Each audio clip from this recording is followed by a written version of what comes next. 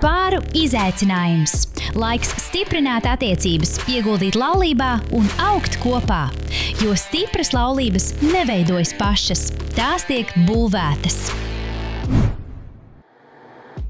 Esiet sveicināti, mani sauc Mārtiņš, un jūs klausaties Pāru izaicinājumu. Pāru izaicinājums ir vieta, kur mēs tiekamies, lai kopā strādātu pie savām laulībām un tajās izdzīvotu dzīvību un dzīvības pārpilnību. Un šis pāru izaicinājums jau tuvojās noslēgumam. Un šos pēdējos raidījumus mēs parunāsim par finansēm. Iepriekšējā raidījumā mēs runājām par to, cik svarīgi ir saprast, kur aizplūst mūsu finanses. Un ka mēs pret to, ko Dievs mums ir uzticējis, izturamies kā gudri pārvaldnieki, kas skatās uz nākotni, nevis dzīvo tikai un vienīgi šodienai. Un šeit mums ir ļoti svarīgi ieskatīties statistikā. OECD dati rāda, ka liela daļa mājsaimniecību Eiropā nespēj sekt neparedzētus izdevumus bez aizņemšanās. Tas norāda uz uzkrājumu trūkumu.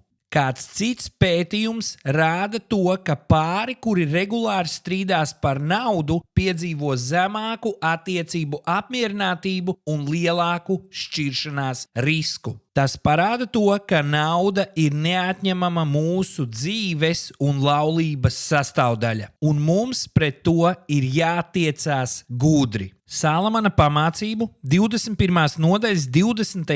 pantā mēs lasām: Gudra cilvēka namā ir dārgumi un eļļa, bet muļķis tos izšķiež. Salamans savās pamācībās runā par praktisku dzīves gudrību ikdienas lietās. 21.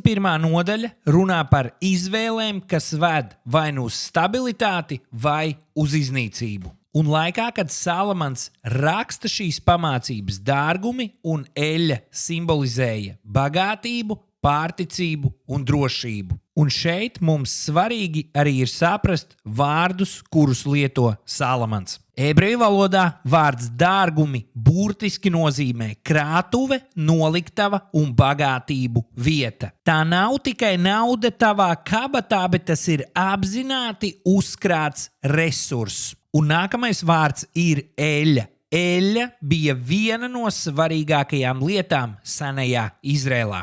Eļļa nozīmēja pārtiku un ikdienas uzturu. Tā pati eļļa nozīmēja arī gaismu lampās. Un tā pati eļļa arī tika izmantota ikdienas medicīniskām vajadzībām. Eļļa bija dzīvības uzturēšanas resurss. Bez tās dzīve kļuva ļoti grūta. Salamans saka, gudra cilvēka namā visas šīs lietas vairojas, bet muļķis tās izšķiež. Un šis vārds izšķiež nozīmē aprīt, norīt, iznīcināt un iztērēt pilnībā. Nevis vienkārši iztērēt, bet iztērēt bez kontroles, līdz nekas nepaliek pāri. Un šeit ļoti svarīgi ir saprast, ko nozīmē šodien šis vārds izšķiež mums. Un šī izšķiešana bieži vien nav lielas kļūdas, tās ir mazas ikdienas izvēles. Tā ir izvēle 3 reizes nedēļā pasūtīt no Volta vai Bolta.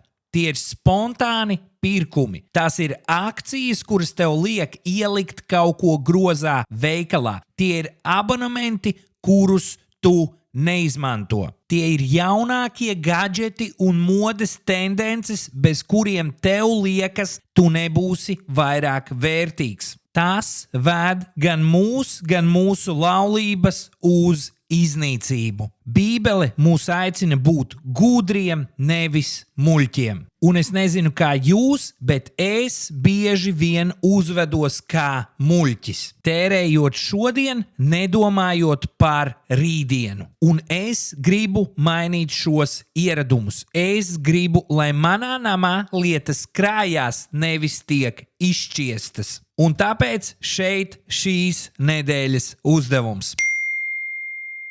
Šīs nedēļas uzdevums būs diezgan vienkāršs. Paņem savu plānotāju un atzīmē 6. jūliju, kur mēs tiksimies Zoomā uz Finanšu darbnīcu, kur pie mums ciemos būs Līga Rūtiņa, kas ir palīdzējusi un palīdz cilvēkiem sakārtot savas finanses. Un tā nebūs tikai teorija. Tie būs praktiski soļi, kurus jūs varēsiet sākt spērt uzreiz. Uz šo darbnīcu jūs varat piereģistrēties pie.lv / finanses. Un šī darbnīca ir bez maksas. Atzīmē sev šo datumu plānotājā, piereģistrējies un sāc pieņemt gudrus lēmumus. Es ticu, ka ar Dieva žēlastību mums sanāks. Sozo ģimenes resursu centrs – vieta stiprākām laulībām, gudrākiem vecākiem un veselīgākām ģimenēm.